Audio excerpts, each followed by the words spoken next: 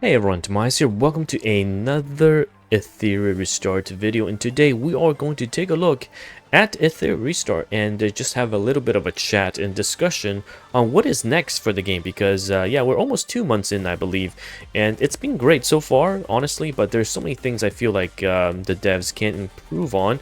And of course, with us getting repeat events nowadays, we're kind of back to almost a day one cubic game. So I thought, hey, let me share my thoughts on what has been working for Etheria and what's to come, and how I think they should be changing for the future. Well, first things first. Okay, you can see I've been playing every single day, max refreshing, stamina. I've been whaling as well. So this is my perspective, which may be different from the free-to-play players.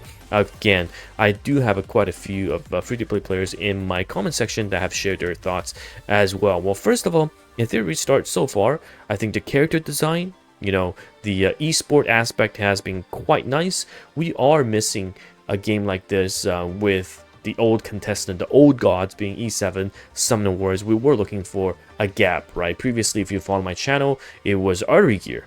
But unfortunately, that game essentially killed itself. So yeah, we have Etheria Restart kind of filling that gap, and it's been great so far, personally for me as well. Alongside my guildies, we've been playing this game religiously. However, the couple of things that are a bit frustrating, in my honest opinion, is that keep coming back to the recurring theme of RNG, right? I mean, if you take a look, shell drops, we are spending a lot of our times farming shells. The shell that comes with random sets, random passives, and the passive itself, not only do the types have an RNG base to it, the stats are also RNG.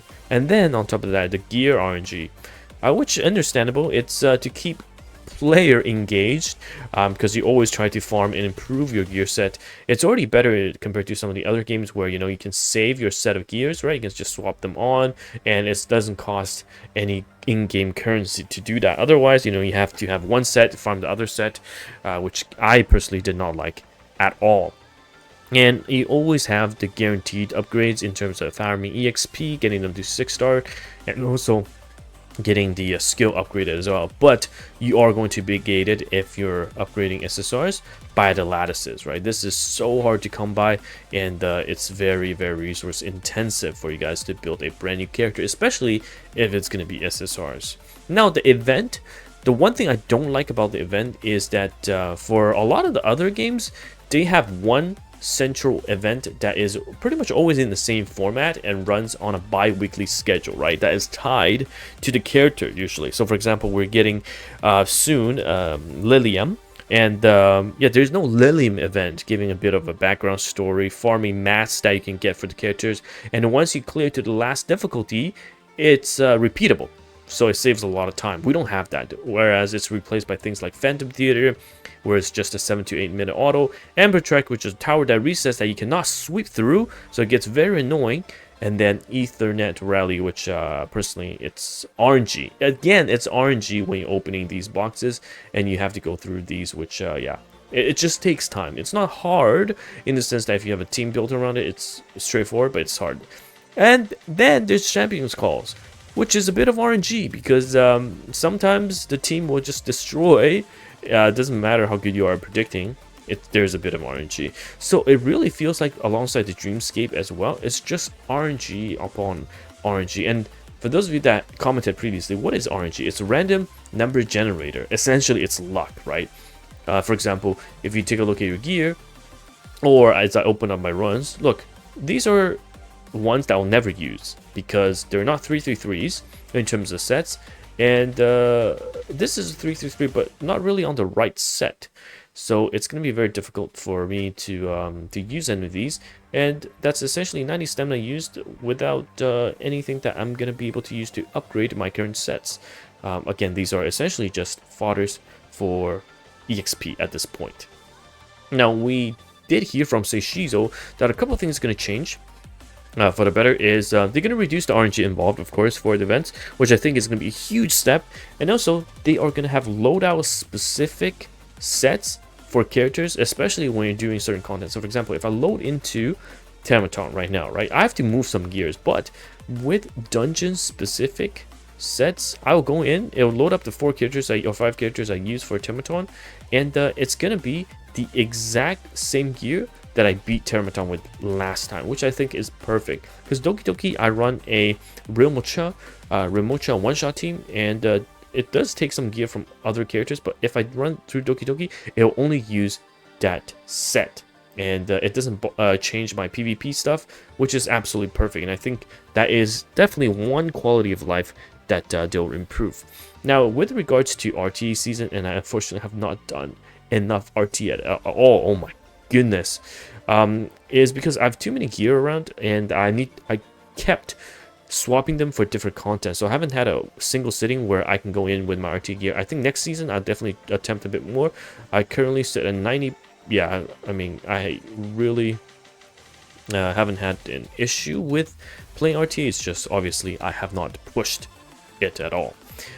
So with that, it's going to be very, very important having a gear set, so I don't need to, swap gear every time going to RT and then out with regards to doing the dailies, and that's going to be super important.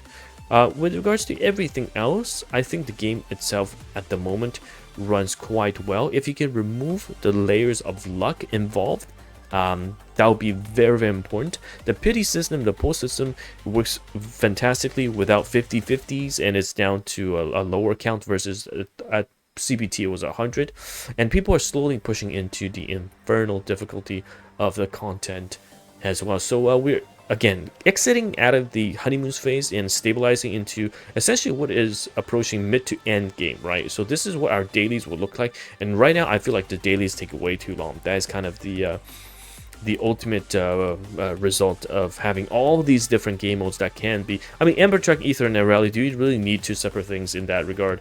And then same with Phantom Theater. I wish they had character-specific events that had a bit of a story. Right now, there's, I mean, I personally did not read any of the story in this game, so I feel like they can help you build the new characters that way, and they have events that are fun.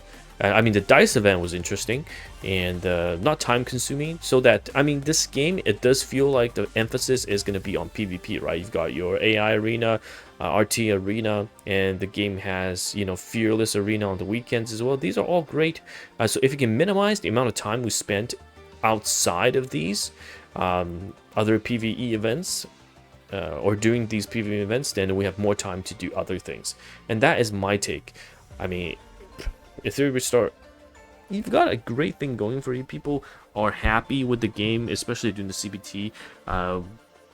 Some questionable decisions going into the launch of the game, but I think a lot of people are sticking around and playing. So if you can make dailies a less bit tedious, so we can free up our time to do other things, for example, the RTAs I talked about, Fearless Arena, and make it a bit more quality of life friendly.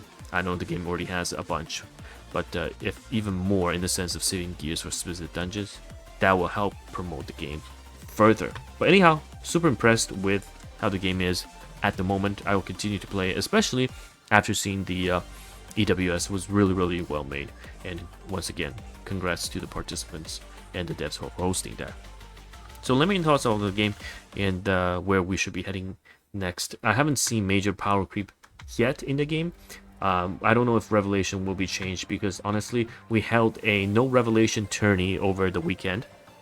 It was really fun. You should check it out on Car6 as well as Sean Beat's YouTube channel and Twitch, but it will be a very bruiser heavy, stallish meta. Alright, so I don't think Revelation will be changed. It's a necessary evil to keep the stall comps in check. We'll have to see how that goes and how RTA off-season looks like once that happens. Anyhow, thank you so much for watching this video, and it's TimaeuSS here, and I'll see you guys in the next one. Goodbye now.